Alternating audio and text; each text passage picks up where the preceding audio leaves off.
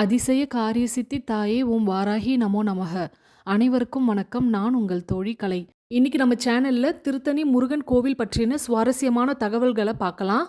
அது மட்டும் இல்லாம திருத்தணி முருகன் கோவில்ல முருகப்பெருமானுக்கு தினம்தோறும் அபிஷேகம் நடக்கும். அது எந்தெந்த நேரத்துல நடக்கும், எந்த வழியில போனா முருகப்பெருமானுக்கு செய்யக்கூடிய அபிஷேகத்தை பார்க்கலாம். இதெல்லாமே நாம இந்த பதிவுல தொடர்ச்சியா பார்க்கலாம். இந்த பதிவை முழுமையா பாருங்க. திருத்தணி கோவிலுக்கு போகணும் அப்படின்னு எதிர்பார்த்துட்டு இருக்கவங்க கோவில் பற்றின முழு விவரங்களையும் தெரியப்படுத்தியிருக்கேன். அதனால இந்த பதிவு உங்களுக்கு உபயோகமா இருக்கும். முருகப்பெருமானுடைய 6 படை வீடுகள்ல 5வது படையாக சொல்லக்கூடியதுதான் திருத்தணி சுப்பிரமணிய சுவாமி திருக்கோவில். முருகப்பெருமான் சூரனை வதம் செய்த பிறகு அவருடைய சினம் தணிந்து வள்ளி தேவயானியுடன் சாந்தஸ்வரூபமாக வந்து அமர்ந்த இடம்தான் திருத்தணி. முருகனுடைய சினம் தணிந்த இடம் அப்படின்றதுனால இந்த கோவில திருத்தணிகை அப்படின்ற பேராலையும் அழைக்கப்படுது. திருத்தணி முருகன் கோவிலுடைய மூலவர் சுப்பிரமணிய சுவாமி. உற்சவர் பார்த்தீங்கன்னா சண்முகர். இந்த கோவில்ல முருகப்பெருமான் வள்ளி தேவயானியோடு சேர்ந்து காட்சி தர மாட்டாரு. முருகனுக்கு தனி சன்னதியும் வள்ளி தேவயானிக்கு தனித்தனி சன்னதியுமா அமைச்சிருக்காங்க. இந்த கோவிலினுடைய தல விருட்சம் மகுடமரம், தீர்த்தம் சரவண பொய்கை. வருடத்தின் நாட்களை குறிக்கும் விதமாக 365 படிகள் கொண்டதாக இக்கோவில் அமைஞ்சிருக்கு. ஒவ்வொரு வருடமும் ஜனவரி 1ஆம் தேதி இங்க படி பூஜை வெகு விமர்சையாக நடைபெறும். ஒவ்வொரு படிக்கும் பூஜை செய்து முருகப்பெருமான வழிபாடு செய்வாங்க.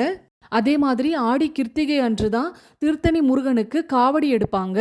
இதுவுமே திருத்தணி கோவிலினுடைய சிறப்பம்சமாக சொல்லப்படுது. அன்றைய நாள் எல்லா ஊர்களிலிருந்தும் திருத்தணி கோவிலுக்கு காவடி எடுத்துட்டு வருவாங்க.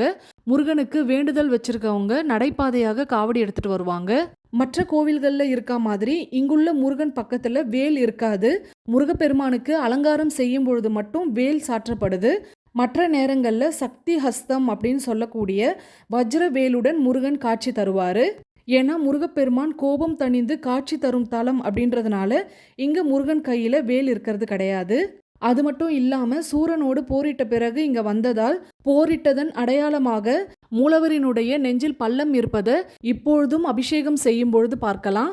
அதே போல திருத்தணி கோவில்ல கந்த சஷ்டியின் போது சூரசம்ஹாரம் நடக்காது. அதற்கு பதிலா முருகப்பெருமானை குளிர்விக்க 1000 கிலோ மலர்களால் புஷ்பாஞ்சலி செய்வாங்க. எல்லா கோவில்லையும் முருகப்பெருமானுடைய வாகனமான மயில் தான் முருகனுக்கு முன்னாடி நிற்கும். ஆனா திருத்தணியில மூலவர் சிலைக்கு முன்னாடி மயிலுக்கு பதிலா யானை இருக்கும். அது ஏன் அப்படின்னா இந்திரன் தனது ஐராவரத்தை தேவயானிக்கு கல்யாண பரிசாக தந்த தலம் அப்படின்றதுனால முருகனுக்கு முன்னாடி யானை இருக்கு. அதுவும் முருகனை பார்த்தா மாதிரி இருக்காது, வாசலை நோக்கி பார்த்தபடி இருக்கும். அது மட்டும் இல்லாம திருத்தணி மலையில இந்திரனால் உருவாக்கப்பட்ட கல்ஹார தீர்த்தமும் இருக்கு. இந்த கோவில்ல பிரசாதமாக கொடுக்கப்படும் சந்தனமும் ரொம்ப சிறப்பு வாய்ந்தது. ஏன் அப்படின்னா முருகனுக்கு இந்திரன் காணிக்கையாக கொடுத்த சந்தன கல்லில் அரைக்கப்படும் சந்தனம் தான் முருகனுக்கு சாற்றப்படுது. அந்த சந்தனத்துல கொஞ்சமா தண்ணீர் ஊற்றி குடிச்சோம் அப்படின்னா எப்பேற்பட்ட நோயும் தீரும் அப்படின்னு சொல்றாங்க. விழா காலங்கள்ல தான் இந்த சந்தன பிரசாதம் கிடைக்கும். திருத்தணியில ஏன் ஆடி கிருத்திகை விசேஷமா கொண்டாடப்படுது அப்படின்னா இந்த நாள்ல தான் முருகப்பெருமானை இந்திரன் கல்ஹார புஷ்பம் அப்படின்னு சொல்லக்கூடிய ஒரு அதிசய மலரால வழிபட்டதாக தல வரலாறு கூறுகிறது. இந்த ஆடி கிருத்திகை விழா 3 நாளா கொண்டாடப்படும். மலை அடிவாரத்துல இருக்கக்கூடிய சரவண பொய்கையில முருகப்பெருமான் மக்களுக்கு அருள்பாலிக்கின்றார். இந்த ஆடி கிருத்திகை நாளன்று மலர்காவடி எடுத்து முருகப்பெருமான வழிபட்டோம் அப்படின்னா நாம நினைத்த காரியங்கள் அனைத்துமே நிறைவேறும் அப்படின்னு சொல்லுவாங்க. அதே மாதிரி ஆடி கிருத்திகை அன்று தான் தெப்பத் திருவிழாவும் நடக்கும். திருத்தணி கோவிலுடைய இன்னொரு சிறப்பம்சம் என்ன அப்படின்னா எல்லா கோவில்கள்லையும் முதல்ல பிள்ளையார வழிபட்ட பிறகுதான் மற்ற தெய்வங்களை வழிபாடு செய்வோம். ஆனா இந்த தலத்துல ஆபத் சகாய விநாயகரை கடைசியாதான் வணங்குற வழக்கம் இருக்கு. இங்க ஆங்கில புத்தாண்டு அன்று எப்படி படி பூஜை சிறப்பா நடக்குதோ அதே மாதிரி தமிழ் புத்தாண்டு அன்றும் 1008 பால்குட அபிஷேகம் இங்க ரொம்ப சிறப்பாக நடக்கும். இந்த தலத்துல 2 திருக்கல்யாணம் நடைபெறும். சித்திரை மாதம் பிரம்மோற்சவத்துல தெய்வயானை திருமணமும் மாசி மாதம் வள்ளி திருமணமும் நடக்குது. அதே மாதிரி பள்ளி அறை பூஜையின் போது ஒரு நாள் தெய்வயானையுடனும் ஒரு நாள் வள்ளியுடனும் முருகப்பெருமான் அருள் புரிகிறார். மாசி மாதம் வள்ளி திருக்கல்யாணம் 10 நாட்கள் நடைபெறும். அதே போல சித்திரை மாதம் 10 நாட்கள் தெய்வயானை உற்சவம் நடைபெறும். அது மட்டும் இல்லாம ஆடி கிருத்திகை நாள்ல 10 லட்சம் காவடிகள் எடுக்கப்படுறதா சொல்லப்படுது. அன்றைய நாள் மட்டும் திருத்தணி ரொம்ப பிரம்மாண்டமா காட்சியளிக்கும். திருத்தணி முருகனை வழிபடுறதுனால திருமண பாக்கியம் கைகூடி வரும். குழந்தை பாக்கியம் இல்லாதவங்களுக்கு குழந்தை வரம் கிடைக்கும். குடும்பத்தில் ஐஸ்வர்யம் நிலைத்திருக்க, தீர்க்க ஆயுள் பெற திருத்தணி முருகப்பெருமான வழிபாடு செய்யணும். தொடர்ந்து வழிபட்டோம் அப்படின்னா நம்ம மனதில் ஏற்படக்கூடிய குழப்பங்கள், கோபங்கள் எல்லாமே விலகிடும்.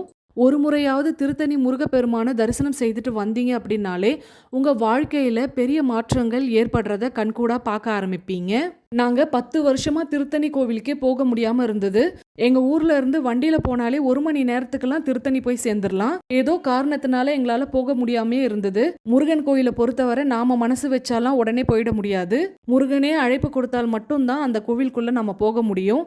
அப்படிதான் எங்களுக்கு போன வருடம் திருத்தணி முருகன் எங்களுக்கு அழைப்பு கொடுத்தாரு. போன வருடம் மட்டுமே 5 முறை திருத்தணிக்கு போயிட்டு வந்துட்டோம். ஒவ்வொரு முறையும் முருகப்பெருமான தரிசனம் செய்துட்டு வரும்பொழுதெல்லாம் எங்க வாழ்க்கையில நல்ல மாற்றங்கள் தெரிய ஆரம்பிச்சது. உண்மையாவே திருத்தணி முருகன் ரொம்ப சக்தி வாய்ந்தவர். அடுத்ததா திருத்தணி முருகன் கோவில் மூலவர் சிலைக்கு அபிஷேகம் செய்யறத எப்படி பார்க்கணும், எந்த நேரத்துல பார்க்கணும் அப்படின்றத தெரிஞ்சுக்கலாம். முருகப்பெருமானுக்கு செய்யப்படும் இந்த அபிஷேகத்தை பார்க்க ஆன்லைன்ல டிக்கெட் புக் பண்ணணும். இதுக்கு 2000 ரூபாய் வசூலிக்கப்படுது. 2000 ரூபாய் டிக்கெட் வாங்குனீங்க அப்படின்னா 2 பேர் இந்த அபிஷேகத்தை பார்க்கலாம்.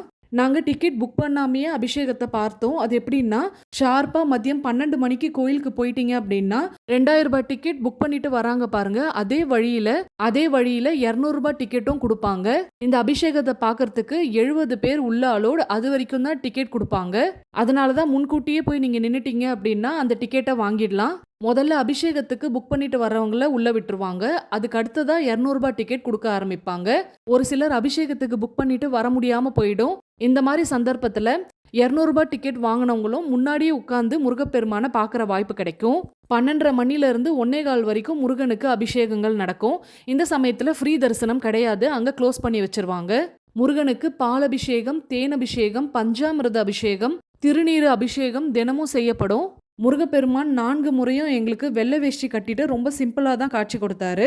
லேட்டஸ்டா போன மாசம் டிசம்பர் 1ஆம் தேதி போயிருந்தோம். அன்னைக்கு வெள்ளிக்கிழமை அன்று தங்க அலங்காரத்துல முருகப்பெருமான் காட்சி கொடுத்தாரு. கோவில்ல விசேஷ நாட்கள்ல இந்த 200 ரூபாய் டிக்கெட்ல அபிஷேகம் பார்க்கறது கொஞ்சம் கஷ்டம்தான். ஏன்னா கூட்டம் அதிகமா இருக்கும்போது இந்த வாய்ப்பு நமக்கு அமையாது. கோவில்ல இந்த 200 ரூபாய் டிக்கெட் கொடுக்குற இடம் எங்க இருக்கு அப்படின்னா, ஃப்ரீ தரிசனத்துல போற வழி இருக்கு பாருங்க. அந்த என்ட்ரன்ஸ்லயே ஒரு கவுண்டர் இருக்கும். அங்கதான் வாங்கணும். மதியம் இந்த அபிஷேகத்தை பார்க்க முடியாதவங்க மாலை 5 மணிக்கும் இந்த அபிஷேகம் இருக்கு. இந்த சமயத்திலயும் 200 ரூபாய் டிக்கெட்லயே அபிஷேகத்தை பார்த்துட்டு வரலாம். நாங்க இது வரைக்கும் மதியம் செய்யக்கூடிய அபிஷேகத்தை தான் பார்த்திருக்கோம். முருகனை தரிசனம் செய்துட்டு வந்த உடனே பசி எடுக்க ஆரம்பிச்சிரும். அதனால அன்னதானம் கூடத்துல உட்கார்ந்துருவோம்.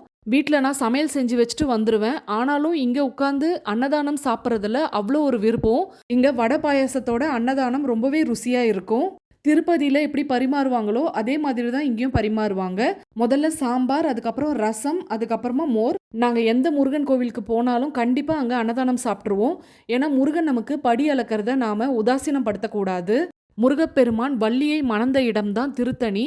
வேடர் குலத்து பெண்ணான வள்ளியை முருகப்பெருமான் வயதான தோற்றம் எடுத்து திருவிளையாடல் செய்து வள்ளியை திருமணம் செய்திருக்காரு. திருத்தணி முருகன் கோவில் மூலஸ்தானத்துக்கு பின்னாடி இருக்கக்கூடிய சுவற்றில குழந்தை வடிவுல ஆதி பாலசுப்ரமணியர் இருக்காரு. கையில் கமண்டலத்துடன் காட்சி தரும் இந்த முருகப்பெருமான் வள்ளியை மனம் புரியறதுக்கு முன்னாடியே இங்க எழுந்தருளியுள்ளார் அப்படின்னு சொல்லப்படுது. இவருக்கு மார்கழி திருவாதிரை நட்சத்திர நாளன்று வெந்நீர் அபிஷேகம் நடைபெறும். ஏன் அப்படின்னா மார்கழி மாதம் குளிர் நாள் அப்படின்றதுனால குழந்தையால குளிர தாங்க முடியாதுல, அதனால இந்த அபிஷேகம் செய்யப்படுது அப்படின்னு சொல்லப்படுது. இந்த பதிவுல சொல்லப்பட்டிருக்கும் முருகப்பெருமானுடைய வரலாறு மற்றும் சிறப்புகள் உங்களுக்கு பயனுள்ளதாக இருந்திருக்கும் அப்படின்னு நம்புறேன்.